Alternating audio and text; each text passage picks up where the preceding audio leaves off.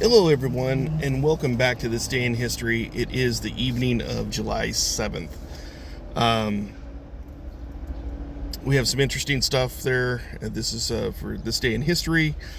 So let's get into it, shall we? 1887, we see Marc Chagall.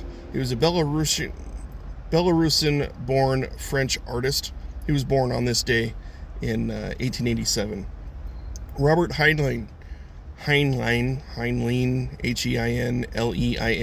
was an American author, born on this day in 1907. 1933, David McCullough was an American historian, born on this day.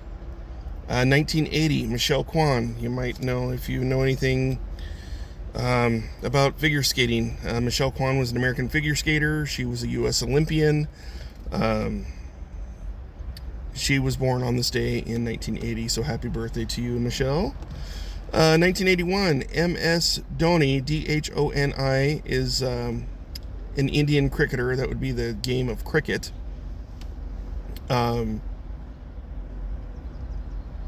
Birthdays today. Sorry, I had a blank there. So that concludes the birthdays for July 7th. Our first item of this day in history, King Edward I. If any of you have ever seen the movie Braveheart, the English king, he was a real bastard. He was called Longshanks. That was King Edward I. So it is on this day in 1307 that he dies en route to subdue the newly crowned King Robert of Scotland, and that would have been Robert the Bruce. So he died figuring that he could completely subdue Scotland if he could meet Robert the Bruce in battle and kill him. Well, that didn't happen because he died en route. And apparently Edward's son was kind of a whelp, and so the Scottish gained their independence. They gained their own kingdom, rather. So they weren't completely under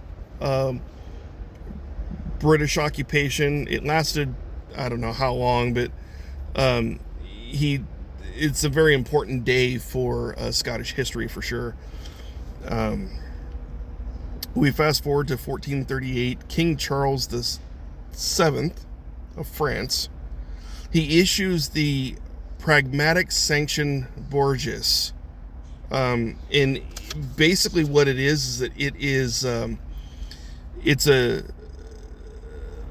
royal decree that basically limits the rights of the Pope, and basically he just declared that the Pope falls under the jurisdiction of the king, or the jurisdiction of the will of the king. We fast forward 1770. The Russian fleet destroys the Ottoman fleet in the Battle of Sesme. This is in the Aegean Sea. 1807 was the first of the treaties of Tilsit signed between France and Russia, and this is after Napoleon defeats. He has some victories over the Russians and Prussians. Forgot 1906 birthdays here. Going back to birthdays, 1906. Satchel Paige. He's believed to have been born on this day in 1906 in Mobile, Alabama. And if you don't know who Satchel Paige is, well, I didn't either until I read this. Apparently, he was he'd gained his notoriety and his fame as being a professional baseball pitcher, who earned his fame in the Negro Leagues. So before Jackie Robinson had branched over and became the first African American in the MLB, they had MLB, and then they had the Negro Leagues, which is for the black African American baseball players. So Satchel was an African American pitcher in the Negro Leagues. So that's the last of the birthdays. So we go back to 1928. Sliced bread went on sale for the very first time in Chillicothe, however you pronounce that, Missouri. interesting side note, the bread cutting machine that was designed by a man named Otto Rohwedder. In 1937, the Chinese and Japanese troops that clash near the Marco Polo Bridge outside of Beijing, it launches the Second Sino-Japanese War.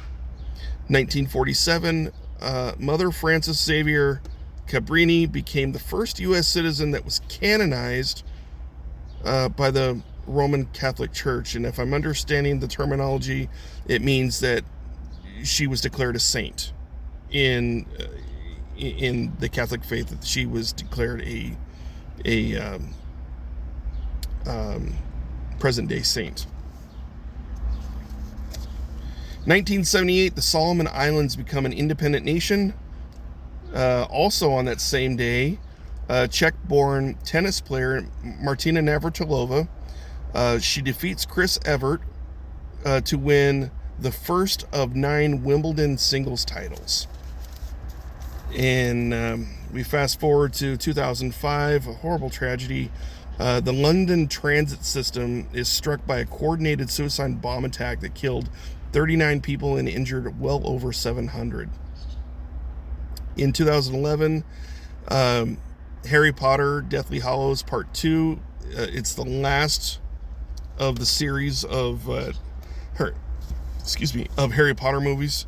It is the final film of the book series, is released on this day in London in 2011.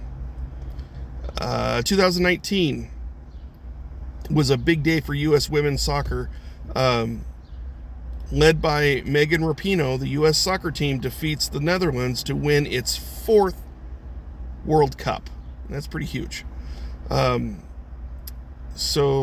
got through this pretty quick. The highlight of the day is the year's 1898. Hawaiian Islands were annexed by the United States through a joint resolution signed by President McKinley. It paved the way for the islands to become a territory 2 years later in 1900, and ultimately it would get its statehood in 1959. Now, I had misspoken several videos back where I was talking about the states of Alaska and Hawaii being gaining their statehood. I do believe I said that it was 1949.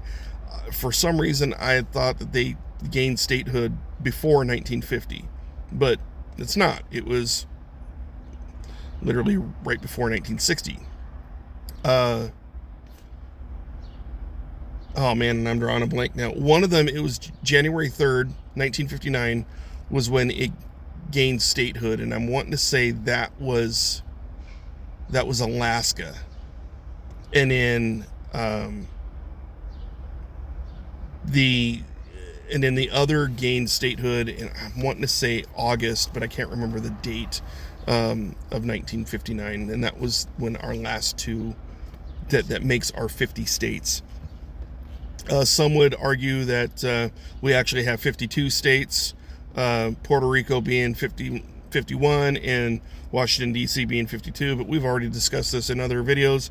It's impossible for Washington, D.C. to ever have statehood, because the reason why it was the national capital and where it was placed, it was deliberately placed in an area where it was a no man's land so that no one state could claim the statehood or authority or whatever of the national capital. So, it's unfortunate because they deserve to have their voices heard in Congress and in the Senate, but unfortunately they can't, because by the very nature of Washington, D.C. being our nation's capital, it can't be in any one state, lest that state, carry the full weight and authority of the United States government. So, is it possible that Puerto Rico could get statehood? Sure, but you'd have to bring in something like the U.S. Virgin Islands, or you'd have to bring in Guam, or any of the other territories that the United States owns into statehood, and that presents its own myriad of problems there too. How will they participate? In the governance and in the elections and like so like in I don't know. It's just a big logistical nightmare. Is it possible? Sure, it could happen. It may happen. Who knows? But that is this day in history for July 7th. Join me again tomorrow for July 8th, and we'll do it all over again. So that's all I got for today. Take care, be well, have a blessed day, and yeah, we'll see you tomorrow.